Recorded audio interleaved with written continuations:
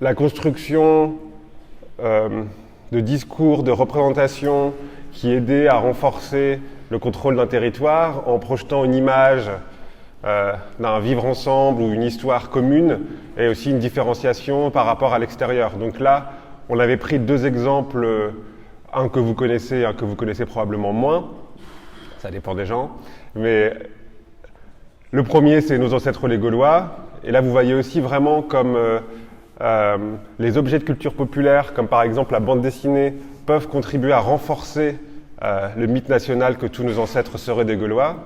Et le deuxième exemple qu'on avait pris, c'était la Macédoine, avec tout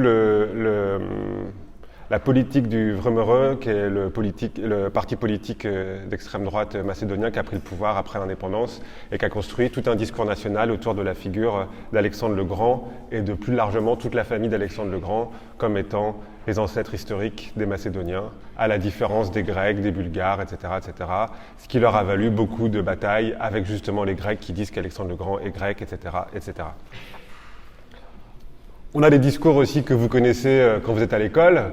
Vous avez le discours par exemple de la réconciliation franco-allemande, donc vous vous réveillez quand vous êtes petit et on vous dit que vos meilleurs amis c'est les Allemands, et ça c'est un tout grand discours national, le discours qui porte l'Union européenne.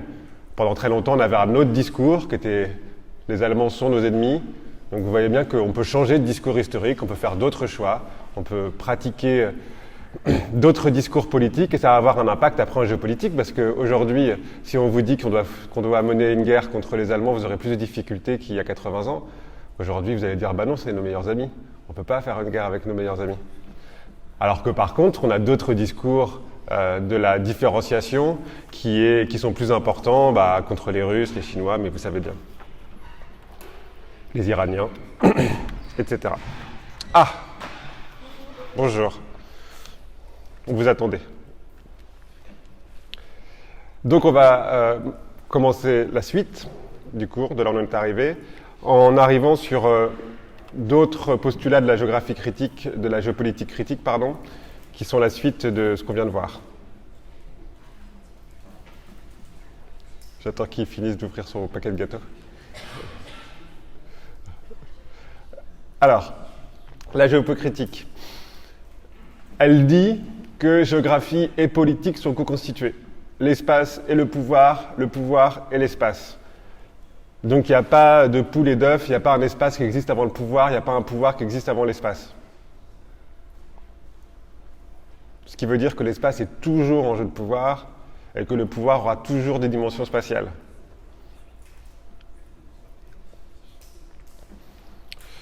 Donc Haute-Hotel, qui est le penseur principal de la géopolitique critique, il dit, merde, que je me suis mis du café partout, mais c'est pas grave, il dit « La géographie doit être comprise comme une écriture de la Terre, la production active d'un espace politique mondial par des intellectuels liés à des institutions. » Ce que ça veut dire, là, cette citation, c'est que la Terre comme elle existe, la Terre comme on se la représente, dans notre tête, la représentation, elle est différente.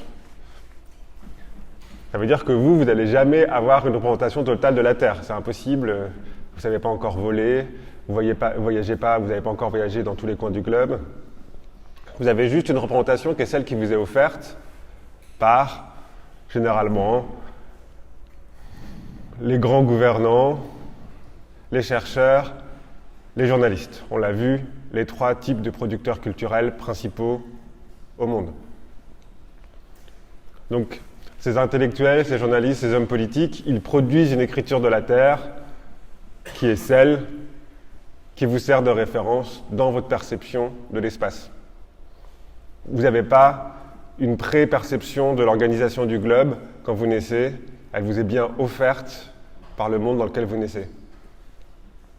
Vous arrivez dans un monde où il y a déjà plein de représentations. Vous arrivez déjà dans un monde raciste, vous arrivez déjà dans un monde patriarcal, vous arrivez déjà dans un monde où il y a eu des guerres mondiales. Tout ça, ça préexiste à vous.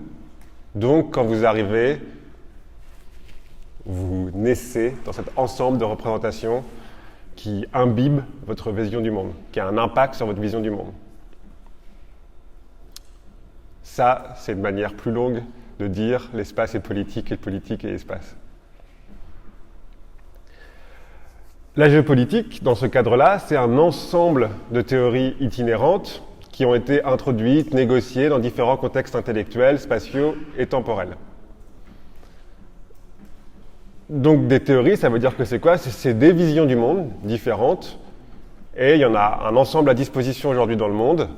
Nous, on est surtout, comme le dit Meriekus, on est surtout imbibés par les grandes théories qui sont produites dans le monde occidental, partout dans le monde, hein, nous en particulier, mais aussi tout le reste du monde, qui consomme et se réapproprie généralement les théories qui sont produites par le monde occidental. Donc là, ce qu'on est en train de faire en creux, c'est une géopolitique de la production du savoir. C'est se dire que la production du savoir dans le monde, c'est aussi un enjeu géopolitique, évidemment, que qui domine le monde? L'Occident. Qui domine les visions du monde? L'Occident. Et l'Occident, il a intérêt à produire une vision du monde qui est la sienne, puisque en produisant cette vision du monde qui est la sienne, ça lui permet d'asseoir sa domination. C'est un peu tautologique, hein?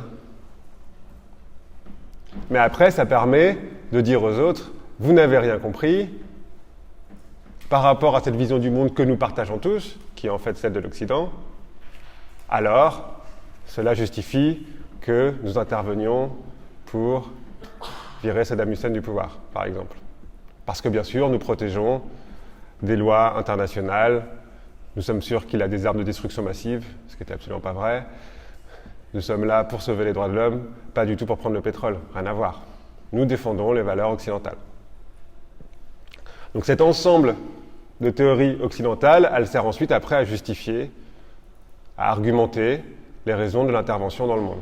Et donc si on veut comprendre la géopolitique mondiale, il ne s'agit pas simplement d'aller étudier l'intervention des États-Unis en Irak, il s'agit de comprendre quelle logique les États-Unis invoquent pour justifier leur intervention en Irak. Et de voir que cela appartient d'un ensemble de valeurs occidentales que l'Occident place de manière très commode au-dessus de toutes les autres. Il y a plein d'autres visions du monde. Hein. Si vous allez en Amazonie, vous allez tomber sur des peuples qui ont d'autres visions du monde, hein, qui vont moins considérer qu'ils ont le droit d'agir sur les autres, qui vont moins considérer qu'on peut faire des guerres préventives. Enfin, il y a plein d'autres visions du monde dans le monde. Le Costa Rica, il n'a pas d'armée, par exemple. On a un pays qui a décidé de se passer des militaires, qui vit très bien, hein, le Costa Rica survit. Hein. C'est un État qui survit dans le monde. Donc la vision occidentale, états-unienne principalement, mais pas que, et européenne, c'est un choix, même si on nous dit le contraire, et c'est un choix qui a été imposé par l'Occident sur le reste du monde. C'est un choix qui appauvrit aussi nos visions du monde, puisque nous, en Occident, on est persuadé que l'Occident a raison dans la vision dans laquelle on nous berce depuis qu'on est petit, et on n'apprend pas qu'il y a d'autres possibilités de regarder le monde, d'autres possibilités de cohabiter tous ensemble, d'autres possibilités de considérer le sens de la vie. Là, on fait de la philosophie, mais c'est bien après ce qui va avoir un impact sur la géopolitique. Alors, les grandes visions du monde qui sont produites par les intellectuels occidentaux, on va rapidement parler du choc des civilisations, du clash des civilisations, qui est un bouquin de Huntington qui a beaucoup influencé les républicains états-uniens, donc qui a influencé la vision occidentale, donc qui a influencé le monde, puisque si vous influencez les républicains, vous influencez à peu près les plus importants. Il y a d'autres grandes constructions. Hein. Cette idée qu'il y a un nord et un sud et un est et un ouest, c'est aussi une grande construction qui est présente dans votre tête. Vous faites une différence entre Occident et Orient, vous faites une différence entre le nord et le sud, vous considérez que les valeurs, la démocratie, cet ensemble de choses seraient inhérents à l'Occident et rend l'Occident supérieur au sud et à l'est, qui ne sont que des barbares qu'il faut civiliser. Tout ça, c'est la vision qui s'est imposée par le colonialisme, dont il reste encore des traces aujourd'hui. Donc on continue d'avoir comme grande représentation dans la tête un nord et un sud, un est et un ouest.